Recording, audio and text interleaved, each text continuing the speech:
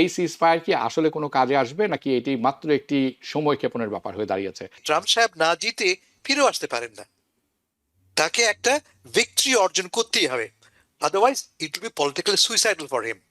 তিনি যদি ব্যর্থ হয়ে ফিরে আসেন, তার জন্য রাজনৈতিকভাবে এটা একটা একদম আত্মহত্যা সামিল হবে। Israel has the history to cross or violate the ceasefire more than 15,000 times in history. ইরানকে ব্লকেট করে রেখেছে। ইরান থেকে আমরা জানি যুদ্ধের সময় সিজফায়ারের সুযোগে এবং তার আগেও স্যাংশন তুলে নেওয়াতে ইরান বেশ ভালো পরিমাণ তেল রপ্তানি করতে পেরেছে, মূলত চায়নাতে।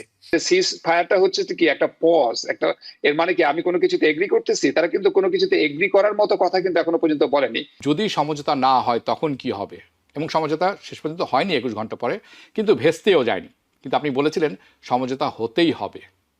চলুন শুরু করি। ধন্যবাদ হাবিব ভাই। রশিদ ভাই, আসসালামু আলাইকুম। অনেকদিন পরে দেখা হচ্ছে।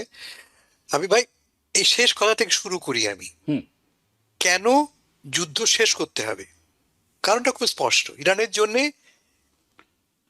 অর্থনীতি একটা প্রধান সব ফ্যাক্টর।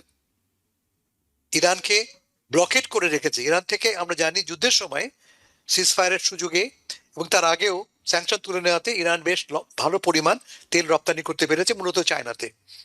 কিন্তু এখন ব্লকেট করে ফেলেছে। দুমুখেই মার্কিন যুদ্ধ জাহাজ অবস্থান নিয়েছে, যার ফলে ইরান থেকে কোনো জাহাজ আর কোনো তেলবাহী জাহাজের বেরোতে পারছে না। মূল লক্ষ্য হচ্ছে ইরান অর্থনীতি গলা টিপে মেরে ফেলা। আমেরিকা বুঝতে পেরেছে ইরানকে মিলিটারিলি বিট করা যাবে না, উইক করা যাবে, পর্যুদস্ত করা যাবে, কিন্তু ইরানকে নিঃশেষ করা যাবে না, এটা বুঝতে পেরেছে মার্কিন যুক্তরাষ্ট্র। কিন্তু মার্কিন যুক্তরাষ্ট্র না জিতে, ট্রাম্প সাহেব না জিতে ফিরেও আসতে পারেন না, তাকে একটা ভিক্টরি অর্জন করতেই হবে, otherwise it will be politically suicidal for him. তিনি যদি ব্যর্থ হয়ে ফিরে আসেন, তার জন্য রাজনৈতিকভাবে এটা একটা একদম আত্মহত্যা সামিল হবে।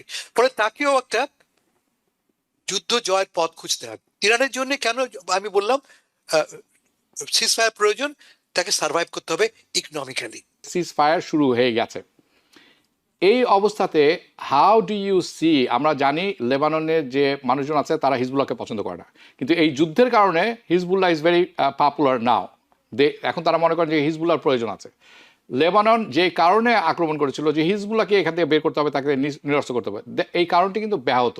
কিন্তু তারা এই সিজফায়ারের পরে বলছেন আমরা যেখানে আছি এখানে থাকবো, এখানে সরবো না। এই সিজফায়ার কি আসলে কোনো কাজে আসবে নাকি এটি মাত্র একটি সময়ক্ষেপণের ব্যাপার হয়ে দাঁড়িয়েছে, যে কোনো সময় আবার রক্তপাত শুরু হবে? ধন্যবাদ আপনাকে এবং আপনার মাধ্যমে দর্শকদেরকে এবং শ্রোতাদেরকে। আচ্ছা, আমি বলে রাখি যেটা আপনি নেতানিয়াহু সম্পর্কে যেটা বললেন, দেখেন Israel has the history to cross or violate the ceasefire more than 15,000 times in history. তো এখন আপনি যে লোকটার কথা বললেন, blood in hand, he is a righteous man, এবং তিনি কিভাবে করে, he is a corrupted man too, এবং তিনি শুধুমাত্র জাতীয়তাবাদী চেতনাকে মানে মানে উস্কে রেখে তিনি এতদিন ধরে প্রায় ইসরায়েলকে শাসন করে আসছেন। এবং যেটা আপনি আপনার একটু আগে আপনি উল্লেখ করলেন যে লাস্ট টেলিফোন কল, অর্থাৎ যখন কোনো কিছু ভালো হয় তখন গ্রুপে একটা সবসময় দুষ্ট মানুষ থাকে না, ইসরায়েল সবসময় সেই নেতানিয়াহু সেই দুষ্ট মানুষের ভূমিকাটা পালন করে। কারণ সে কখনোই চায় না যে ওই অঞ্চলে একটা যুদ্ধবিরতি দীর্ঘস্থায়ী হোক বা একটা কমপ্লিট আন্ডারস্ট্যান্ডিং এর মাধ্যমে একটা ভায়াবল কোনো একটা এগ্রিমেন্ট হোক, so that the people in that part of the world can live peacefully and all neighbors can live peacefully and with security with each other. এটা কখনো ইসরায়েল হতে দেয় না। If you see the history of Israel last 70 years after the initiation of this country, আপনি দেখবেন যে ceasefire বরাবরই Israel একটা প্লে কার্ড হিসেবে ইউজ করেছে। দেখেন, আপনি যেটা বললেন যে লেবাননে তারা অনেকটা ভূখণ্ড দখল করেছে, কিছুগুলো গ্রামগুলোতে আমরা ভিডিও দেখলাম একদম কমপ্লিটলি সব বাড়িঘর অবলিটারেট করে দিয়েছে, এবং সেখানকার আবহাওয়া পর্যন্ত পরিবর্তন হয়ে গেছে, এত পরিমাণে বম্বিং করা হয়েছে এই গ্রামগুলোতে এবং গাজাতে কিংবা লেবাননে। তো এখন কথা হচ্ছে যে সিজ ফায়ারটা হচ্ছে কি একটা পজ, একটা এর মানে কি আমি কোনো কিছুতে এগ্রি করতেছি, তারা কিন্তু কোনো কিছুতে এগ্রি করার মতো কথা কিন্তু এখনো পর্যন্ত বলেনি।